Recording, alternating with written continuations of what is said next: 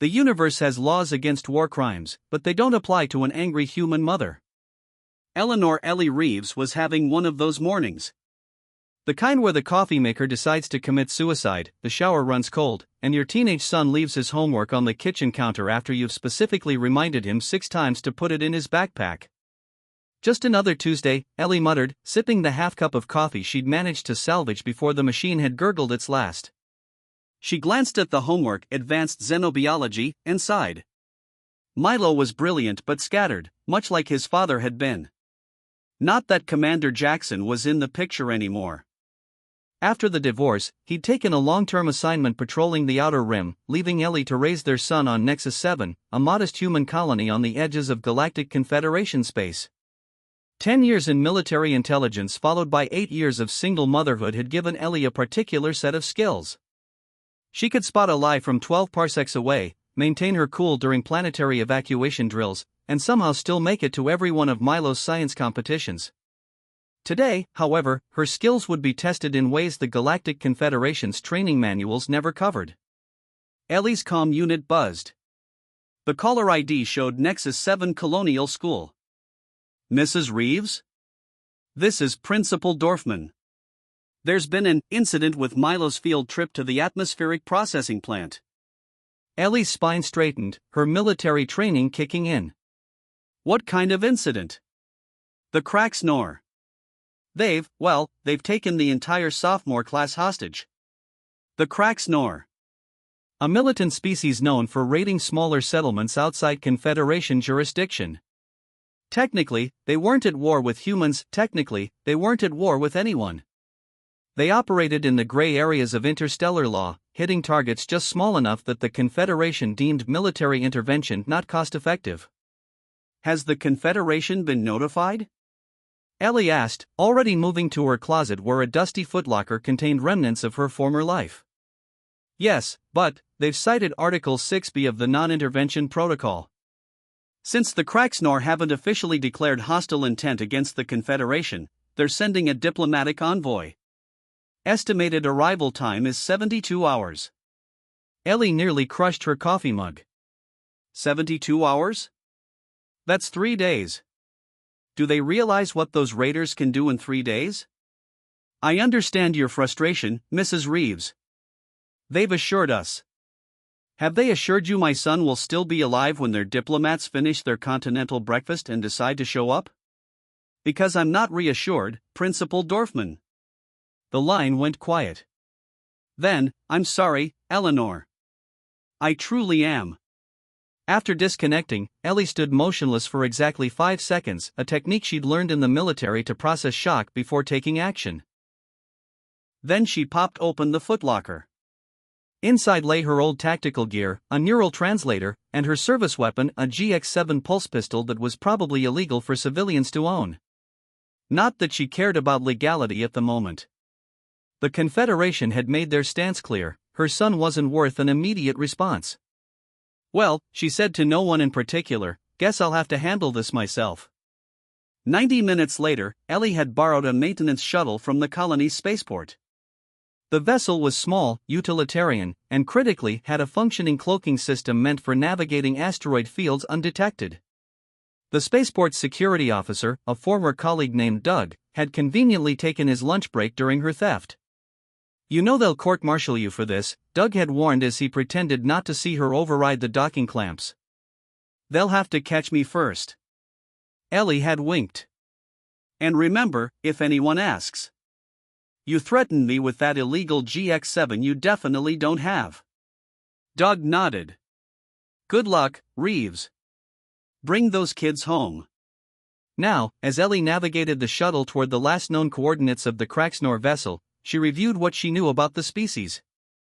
Reptilian. Hierarchical. Sensitive to cold. Obsessed with protocol and dominance displays. She'd interrogated a few captured raiders during her military days. They were brutal but predictable, which made them exploitable. Her neural translator picked up Krax'nor communications as she approached their mothership, a hulking, ugly thing that looked like someone had welded scrap metal to a particularly unfortunate asteroid. Approaching vessel, identify yourself or be destroyed, came a guttural voice over the comm. Ellie cleared her throat and activated her ship's transponder with a false ID she'd programmed en route. This is Confederation Diplomatic Vessel Alpha 6. I'm the advance representative for negotiations regarding the Nexus 7 hostage situation. A pause. Then, no diplomatic vessel was expected for another 71 hours. Yes, well, Ellie adopted her most condescending tone. Someone at headquarters realized you'd taken a group of juveniles that includes the offspring of several high-ranking officials. I was sent to expedite matters. Another pause. Verification code? Ellie smiled to herself. Protocol dictates that verification codes are only to be exchanged in person to prevent interception. I'm sure a species as procedurally correct as the Krax'nor wouldn't want to violate that particular statute of the Galactic Engagement Rulebook, Section 47B? She held her breath. There was no Section 47B. But the Krax'nor were notorious for pretending to know more about Confederation procedures than they actually did. Of course, the voice replied stiffly. Docking Bay 4 has been cleared for your arrival. Thank you. And please inform your commander that Article 5.3 requires all hostages to be present for initial diplomatic contact. That is unusual. Are you questioning Confederation diplomatic protocol? Ellie injected just the right amount of offended bureaucrat into her voice. No. No, of course not. All hostages will be assembled. Ellie docked the shuttle in Bay 4, adjusted her neural translator to better understand Krax'nor dialects, and checked her pulse pistol. It was set to stun not because she was feeling particularly merciful, but because she knew from experience that the Krax'nor nervous system had an extreme reaction to the pistol's lower settings. Higher settings merely killed them, stun setting caused temporary paralysis followed by intense nausea. Much more satisfying. She straightened her old uniform jacket, which still fit surprisingly well, and disembarked to meet her welcoming committee, two armed Krax'nor guards who towered over her by at least 2 feet. The diplomatic envoy is tiny, one guard hissed to the other in their native language, not realizing her translator was active. And female, the other replied with disdain. The humans send their females to do their negotiating. Ellie smiled pleasantly. Gentlemen, in human culture, it's considered extremely rude to discuss someone's physical attributes when you think they can't understand you. Especially when that someone is carrying a weapon. The guards stiffened, their scaled skin flushing a darker green. Follow us to the command center, the first guard said in accented standard. Commander Vrock awaits. Ellie nodded and fell into step behind them, scanning her surroundings. The Krax'nor ship was even uglier inside than out, all exposed pipes, steam, and harsh lighting. It reeked of something like wet leather and cheap cologne. She counted surveillance nodes, noted the location of emergency hatches, and mapped the most direct route back to her shuttle. Old habits. They passed several more guards, all of whom gave her curious looks. Humans weren't uncommon in this sector of space, but a human female in a modified military uniform, striding confidently through a Krax'nor raider ship, that was novel. So, Ellie said conversationally, raiding colony worlds for hostages, how's that working out for your career advancement? I hear the benefits package for interstellar criminals is pretty weak. No dental, I assume? The guards exchanged confused glances but didn't respond. Silent treatment. Got it.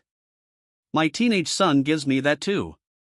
Speaking of which, he's one of your hostages, and if there's so much as a scratch on him, I'm going to be extremely disappointed. She kept her tone light, almost cheerful.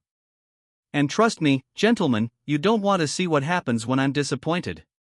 They arrived at the command center, a cavernous room dominated by a raised platform where an imposing Krax'nor surveyed a series of holographic displays. Unlike his subordinates, who wore functional armor, this one was draped in elaborate regalia, including a cape that seemed wholly impractical for actual combat. Commander Vrock, one of the guards announced, the human diplomatic representative. Vrock turned, his reptilian eyes narrowing as he assessed Ellie. You are not what I expected. I get that a lot, Ellie smiled, scanning the room. No sign of the hostages yet. I believe I requested all captives be present for this meeting. Article 5.3? Ring any bells? Vrak made a dismissive gesture. They are being gathered. Security protocols must be observed. Of course. Can't be too careful with those dangerous sophomores. The xenobiology students are particularly threatening. All that knowledge about alien anatomical weaknesses. The commander's scales rippled, a sign of irritation, Ellie remembered. You speak with unusual informality for a diplomat. And you violated 6 different Confederation statutes by raiding a protected colony. I guess we're both breaking convention today. Ellie clasped her hands behind her back, rocking slightly on her heels. So, what exactly are your demands? Money? Technology?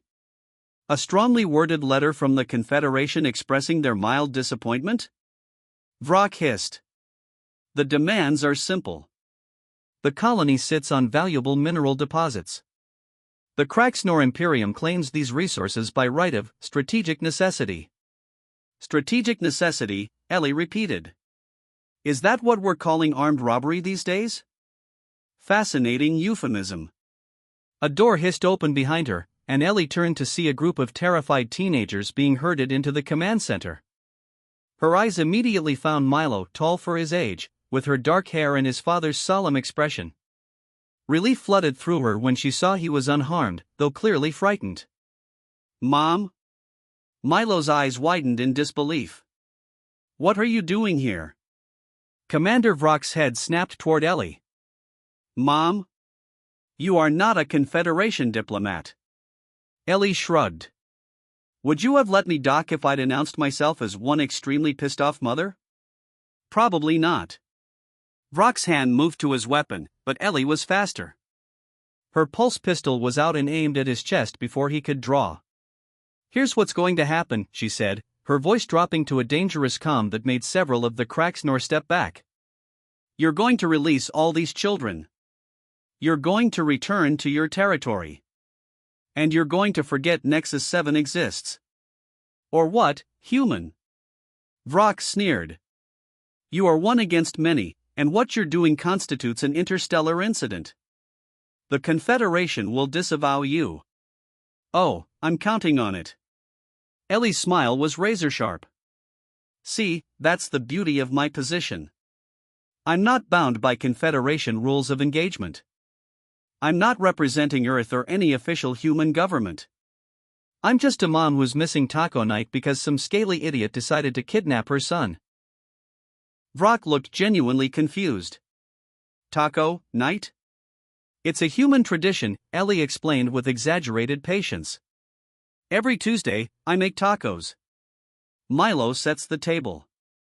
We discuss his homework, his social life, and why leaving dirty laundry on the bathroom floor is unacceptable behavior.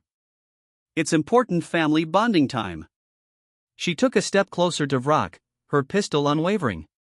And you've interrupted that. Which, frankly, is a far worse offense than any technical violation of the Galactic Confederation's war crime statutes. One of the guards finally found his voice. Commander, she is clearly deranged. Not deranged, Ellie corrected. Just a human mother.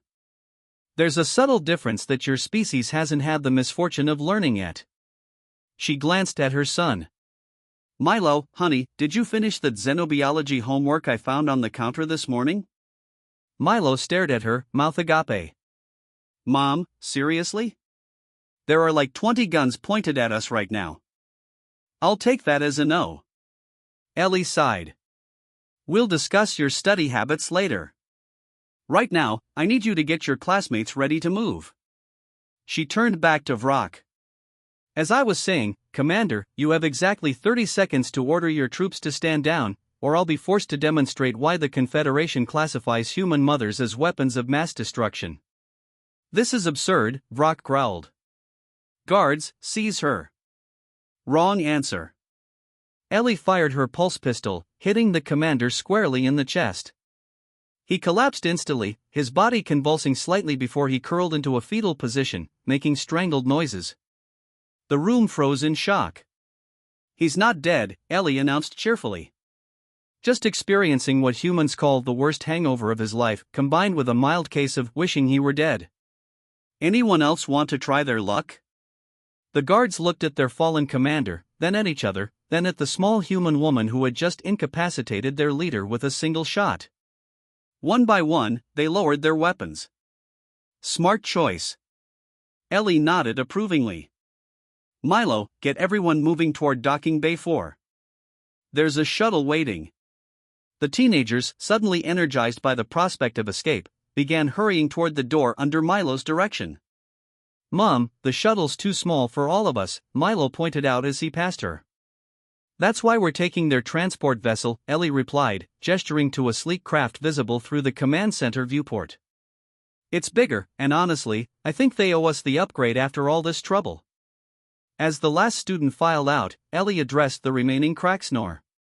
When Commander Vrock regains his capacity for coherent thought, should be in about 6 hours, tell him that Nexus 7 is now under my personal protection. Not the Confederation's. Mine. If I see one Krax'nor ship within a parsec of our colony, I'll come back and demonstrate what happens when you make me miss 2 taco nights in a row. With that, she backed out of the command center, pulse pistols still trained on the guards. 20 minutes later, the stolen Krax'nor transport ship was safely away from the mothership, carrying 32 relieved teenagers and one extremely satisfied mother. That was the coolest thing I've ever seen, gushed a girl sitting near Milo. Your mom just took on an entire Krax'nor war party. Milo looked simultaneously horrified and impressed. Yeah, she, gets like that sometimes. Ellie, overhearing from the pilot's seat, called back, wait until you see what happens when someone eats the leftovers I've specifically labeled with my name. As they approached Nexus 7, the colony's defense systems pinged their unidentified vessel. Ellie opened a channel. Nexus 7 Control, this is Eleanor Reeves returning with the hostages. Yes, all of them. No, there were no casualties. Yes, I stole a Krax'nor ship. No, I don't have proper authorization codes. And yes, I expect a full Confederation diplomatic incident team will be arriving shortly to arrest me for multiple violations of interstellar protocols. She paused, then added, but it's Tuesday, and I still have time to make tacos if you expedite our landing clearance. The controller's voice came back, audibly stunned. Clearance, granted, Mrs. Reeves. And, the colony governor asked me to inform you that any diplomatic unpleasantness will be handled at the local level. Appreciated. Ellie guided the ship toward the landing pad. As promised, the Confederation's response vessel arrived 3 days later, laden with diplomats, security personnel, and one particularly stern-faced admiral who demanded an immediate meeting with the civilian who had nearly caused an interspecies war. The meeting took place in Governor Chen's office, with Ellie sitting calmly across from the fuming admiral. Do you have any idea, the admiral began, how many regulations you violated? Theft of colonial property, impersonating a Confederation official, unauthorized engagement with a sovereign species, commandeering an alien vessel. Saving 32 children, Ellie interrupted. Don't forget that part. Mrs. Reeves, the admiral's voice was tight with controlled fury, there are procedures for these situations. Yes, I believe the procedure was to wait 72 hours while the Krax'nor did whatever they wanted with those kids. The governor cleared his throat. Admiral, I should mention that the Colony Council has voted unanimously to commend Mrs. Reeves for her actions. The parents are quite adamant about their support. Of course they are, the admiral muttered. But sentiment doesn't change the fact that one civilian nearly sparked an interstellar incident. Interesting choice of words, Ellie noted. Nearly. Because what actually happened is that the Krax'nor have withdrawn completely from this sector. Their commander sent a formal apology for the misunderstanding and a promise never to approach Nexus 7 again. She leaned forward. They're afraid of me, Admiral. Not the Confederation with its battleships and protocols, but one human mother who interrupted taco night. If I were you, I'd be taking notes instead of reading me the riot act. The Admiral stared at her for a long moment, then sighed heavily. The Confederation can't officially condone your actions. However, given the positive outcome and the colony's position, we're prepared to overlook certain irregularities. How generous, Ellie smiled sweetly. Does this mean I get to keep the Krax'nor ship? It has much better fuel efficiency than our colony transports. Later that evening, as Ellie and Milo finally sat down to their delayed taco night, her son shook his head in amazement. I still can't believe you took on an entire alien warship by yourself. Ellie shrugged, passing him the salsa. It wasn't a warship, just a raider vessel. And I didn't take on all of them, just enough to make a point. And what point was that? That the universe may have laws against war crimes, Ellie said, taking a bite of her taco, but they don't apply to an angry human mother whose kid is in danger. Milo considered this as he assembled his own taco. So, about that xenobiology homework. Nice try, Ellie laughed. Finish your dinner. Then homework. Saving you from alien kidnappers doesn't get you out of school assignments. Worth a shot, Milo grinned. Hey, Mom. Thanks for coming to get us. Always, Ellie said simply. Though next time, try to get kidnapped on a Wednesday. Tuesdays are taco night. As news of the Nexus 7 incident spread throughout the sector, the Galactic Confederation quietly added a new protocol to their official handbook. In the event of hostage situations involving human juveniles, immediate intervention is authorized if only to prevent their mothers from handling it themselves. Meanwhile, in bars across Krax'nor territory, a new cautionary tale began circulating among raiders and mercenaries: never take what belongs to a human mother. Not her offspring, not her territory.